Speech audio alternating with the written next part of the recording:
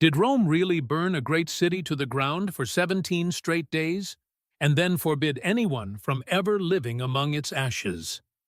The answer is yes, and the story of how Carthage fell is one of the most brutal chapters in human history.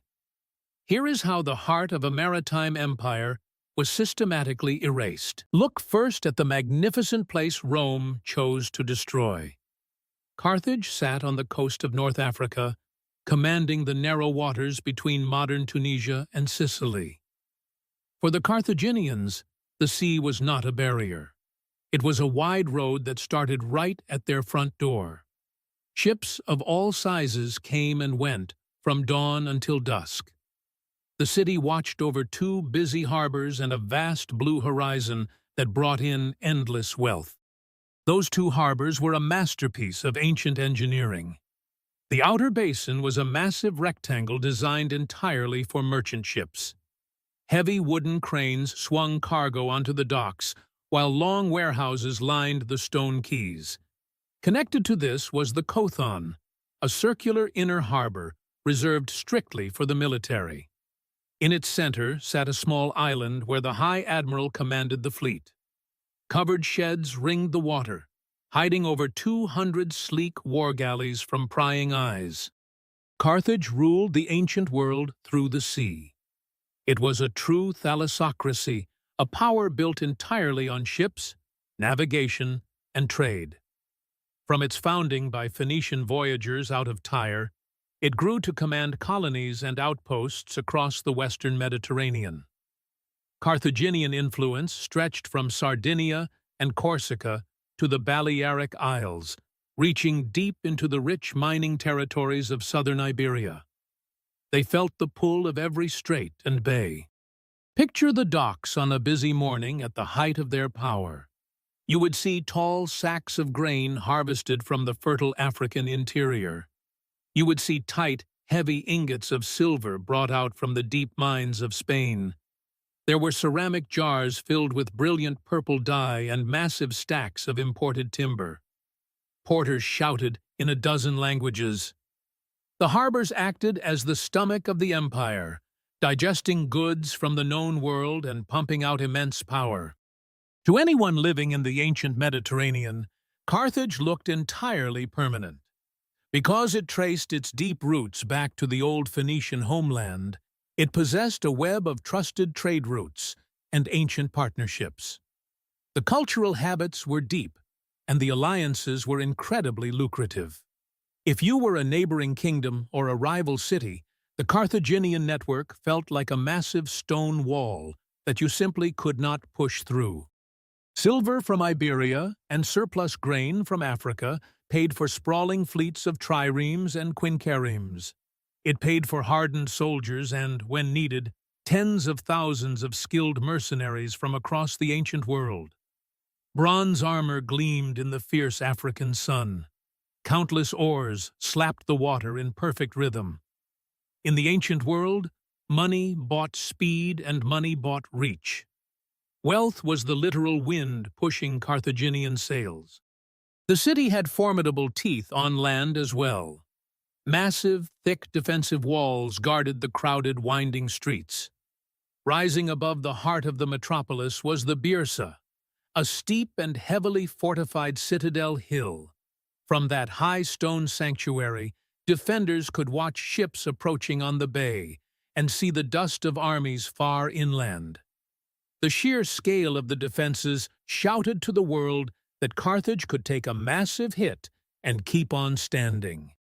To the towns and kingdoms scattered around the sea, Carthage felt absolutely fixed in place. It was like the Strait of Messina, or the towering rock of Gibraltar. The map of the Western world had certain mighty names that you simply did not expect to ever vanish. Carthage was supposed to be one of those immortal names. Then the shadow of Rome fell across the water. The rivalry between these two titans came to be known as the Punic Wars. For over a century, Rome and Carthage grappled for supremacy from the fields of Sicily to the mountains of Spain to the heart of Italy itself. They learned each other's tactics and habits the hard way. Both empires took devastating blows that would have shattered lesser nations, and both kept getting right back up. Hannibal Byrsa brought the deepest cut of all. Decades earlier, he had crossed the freezing Alps with elephants and an army of hardened veterans, bringing war directly to Italian soil. At the Battle of Cannae in the year 216, before the Common Era, he annihilated a massive Roman force. He left tens of thousands of Roman soldiers dead in the dust. Yet Rome did not surrender. The Republic bled, regrouped, and learned how to fight a new kind of war. Hannibal was a storm, but he could not shatter the Roman core. The ultimate turn of the tide came at Zama in the year 202, before the Common Era. A brilliant Roman general named Scipio met the Carthaginians on the plains of North Africa. War elephants charged but broke ranks, and the Carthaginian lines finally buckled under the pressure of disciplined Roman infantry. Scipio won a total victory and took a new name to honor it, Scipio Africanus. The peace treaty that followed was designed as a permanent collar. The treaty demanded that Carthage pay 10,000 silver talents over the course of 50 years. That is roughly equivalent to 260 metric tons of solid silver. Even more crippling, Carthage was strictly forbidden from going to war without Rome giving explicit permission. The underlying message from the Roman Senate was crystal clear. If Carthage ever dared to pick up a sword to defend itself, Rome would return and burn the city to the ground. Yet incredible wealth can move mountains. The Carthaginian economy snapped back with astonishing speed. Trade ships returned to their ancient roots, and the great merchant markets woke up.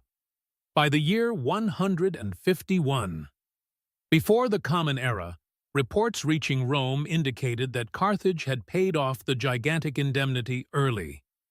That meant their treasury was filling up once again. Carthage was strong again in the only way that truly counts. It could fund armies. That rapid surge in wealth terrified a certain faction of Roman politicians. They looked across the water and saw a rival growing rich and busy, sitting only a few days away by ship.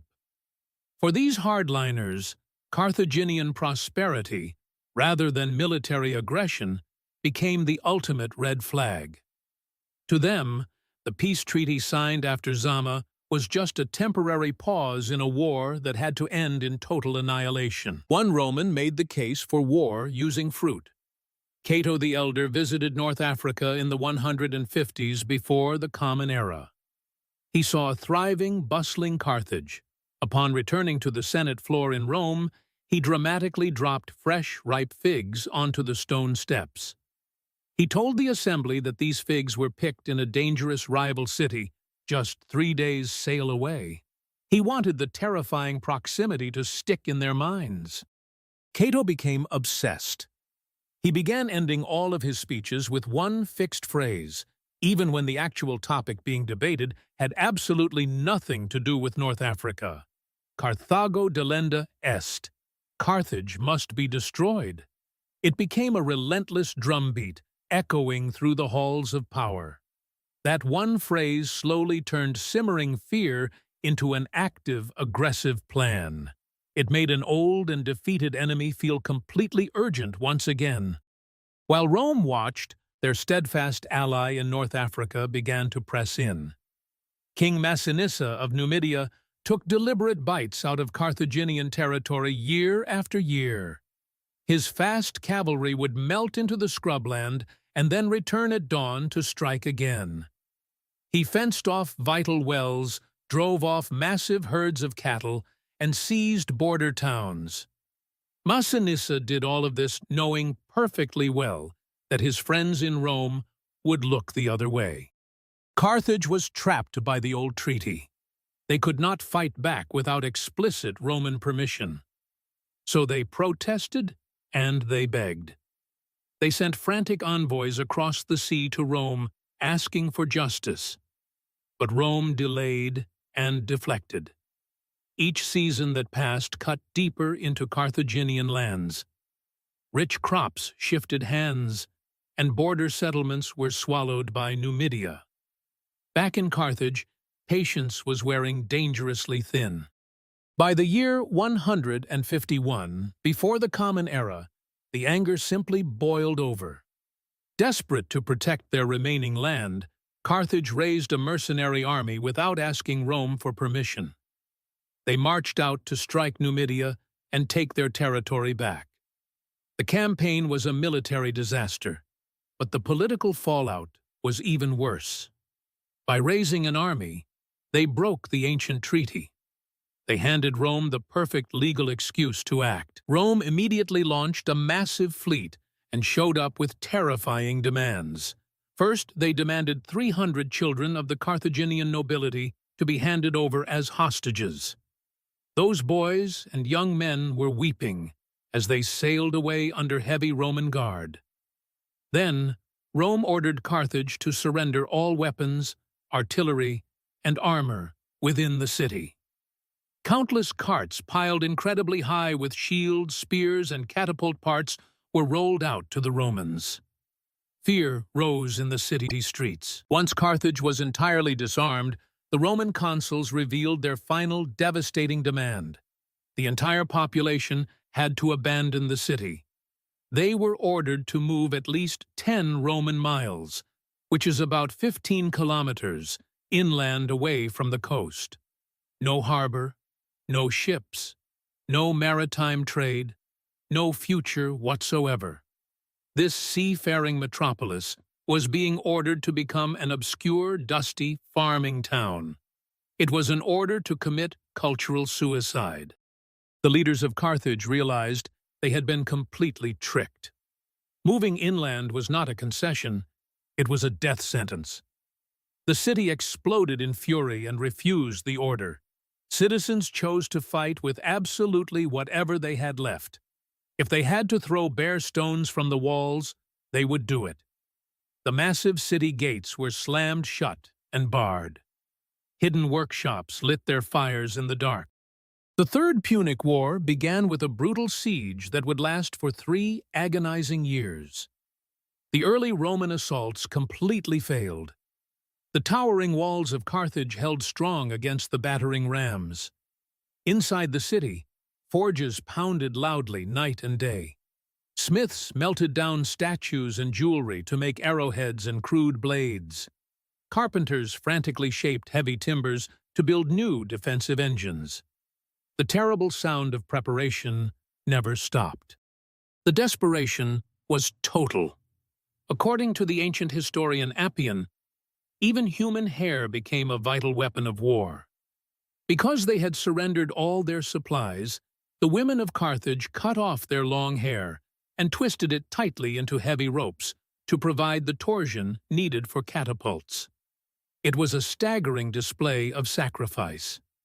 People poured every single ounce of their existence and parts of their own bodies into defending their home. Trapped by land and sea, the Carthaginians achieved a miracle of engineering. Working in total secrecy behind the walls, they dug a new hidden channel connecting their inner military harbor to the sea. They hauled newly constructed warships into the water using timber from their own destroyed houses. One morning, a fresh Carthaginian fleet unexpectedly burst out from this new cut and shocked the Roman blockade. They tried to punch a hole right through the strangling ring. That brilliant sortie terrified the Romans, but ultimately, the massive blockade held. The net was drawn even tighter around the city. The Romans built a huge stone mole across the harbor mouth to trap the ships inside. Food supplies dropped to a trickle, and then stopped entirely. Each passing week, the enemy lines learned a little bit more about the defenses, and every single gap in the siege ring was sewn completely shut. By the year 147, before the Common Era, the Roman Senate grew impatient and sent a ruthless new commander. Publius Cornelius Scipio Aemilianus was the adopted grandson of the legendary Scipio Africanus. The moment he arrived, he cracked down viciously on the lazy discipline within the Roman camp. He expelled the merchants and camp followers. He restored brutal military order and made the massive siege machines bite into the walls. Scipio realized that starving Carthage meant cutting its last external lifeline. In the freezing winter spanning 147 to 146. Before the Common Era, Scipio marched out and captured Nepheris. That was a heavily fortified inland stronghold that had been smuggling food to the capital. With Nepheris utterly destroyed, Carthage truly became an island entirely surrounded by enemies on dry land. Absolutely no help could reach them now. Inside the great city, severe hunger took hold. Rations shrank to almost nothing, and terrible diseases spread rapidly through the cramped, besieged rooms. The strongest soldiers grew thin and weak. The most vulnerable citizens simply faded away quietly in the dark. Emaciated people waited in doorways, holding empty clay jars. Thick smoke marked the sky from constant skirmishes. Up on the walls, gaunt men counted their last remaining arrows and watched the terrible siege towers roll forward. In the spring of the year 146, before the Common Era, Scipio unleashed the killing blow. The massive attack came from the harbor side and the land walls at the exact same time. Enormous siege engines rattled the heavy stones.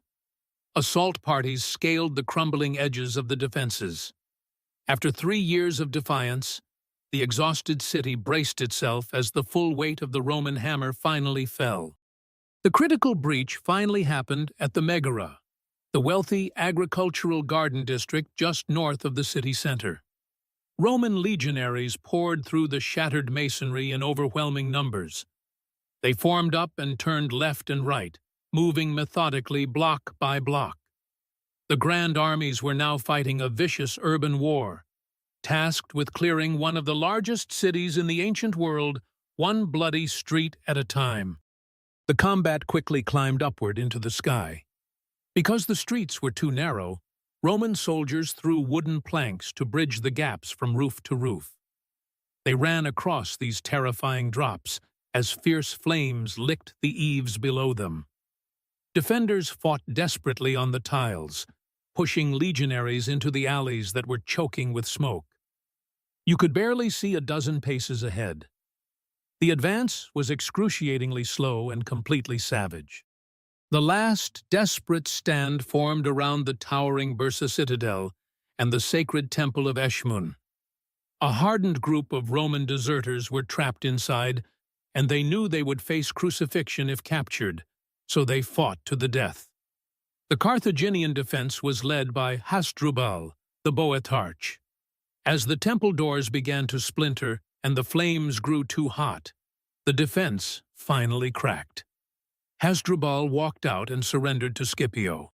Appian preserves an unforgettable, horrific scene from that final day. Standing on the roof of the burning temple, Hasdrubal's wife cursed her husband loudly for his cowardice in surrendering the city. She then grabbed her young children and willingly leapt into the raging inferno. Scipio Aemilianus stood watching the absolute destruction of this ancient superpower. The Roman general openly wept, quoting lines from Homer about the fall of Troy, realizing that one day Rome too would fall. Long after the actual combat stopped, the grand city kept burning. Appian records that the fire burned out of control for 17 days and nights. That duration tells you precisely how massive and densely packed Carthage truly was. It also hints at just how deliberate and systematic the destruction became once the Romans took over. The job was no longer just to win a military battle. The job was to completely erase a civilization. When the smoke finally cleared, roughly 50,000 survivors were marched out of the ruins and sold into brutal slavery. That is the figure Appian gives, but the number of dead from the fighting, the famine, and the fires was undoubtedly much higher. In that exact same year, 146 before the Common Era, Rome also violently destroyed the city of Corinth in Greece. The twin atrocities sent a simple message. Rome was the absolute master of the sea. Following the massacre came the erasure by law. Roman surveyors walked across the blackened ground, carrying wooden poles and chains, marking out the grave of the city. Magistrates stood in the ash and officially spoke a sacred curse over the entire site, legally forbidding anyone from ever building there again. Rome subsequently organized a brand new province called Africa, shifting all regional power and favor away from the dead city and up the coast to Utica. You have likely heard the famous story that the Romans plowed the ruins and salted the earth so nothing would ever grow there again. That is actually a myth invented much later. The real punishment was far more profound. It was a strict legal and religious prohibition. The land was cursed and officially excised from the world. A massive hole was cut right out of the map. The ruins blew with empty ash, kept perfectly quiet by Roman law. Some of the statistics left in our ancient sources are staggering. Appian claims there were 700,000 people living inside Carthage when the long siege began. Many modern historians dispute that, estimating the population was likely closer to 200 to 400,000. But whichever number is accurate, the fundamental point remains unchanged. Carthage was a colossal, wealthy metropolis, boasting military harbors built for astonishing speed and a trading network that spanned the known world. But Rome could not leave a geographic location that perfect completely empty forever. Less than a century later, Julius Caesar recognized the incredible value of the peninsula and planned to plant a new colony right on the same cursed hill. The project was finally carried out by Augustus in the year 29 before the Common Era. They called it Colonia Julia Carthago. Fresh Roman streets rose directly over the old burned Phoenician foundations. Bright forums glowed exactly where ancient homes had burned. This new Roman Carthage exploded in population and grew into one of the largest and most important cities in the entire Western Empire. It fed the capital with enormous shipments of grain, and it sent highly influential lawyers and bishops into history. The brutal obliteration gave way to an absolute appropriation. Rome did not just murder their greatest rival, they literally wore its skin and claimed the ghost of the city for their own empire. The tragic end of Carthage perfectly illustrates how vast empires act when they feel incredibly crowded. They do not merely want to defeat their rivals on a battlefield, they demand the power to decide exactly what is allowed to exist on a map. Rome turned the bustling capital of a great competitor into a terrifying blank space. And then, once the fear was gone, Rome built itself right on top of the ashes. If vivid stories like this make the past click for you, you will absolutely love what we are building here. Dustkings is entirely about the incredible rise and devastating fall of ancient worlds, exploring one ruined city at a time. Please, subscribe and drop a like if this journey worked for you. There is so much more waiting to be uncovered on this channel. Thank you for spending your time with us today in the ashes of Carthage.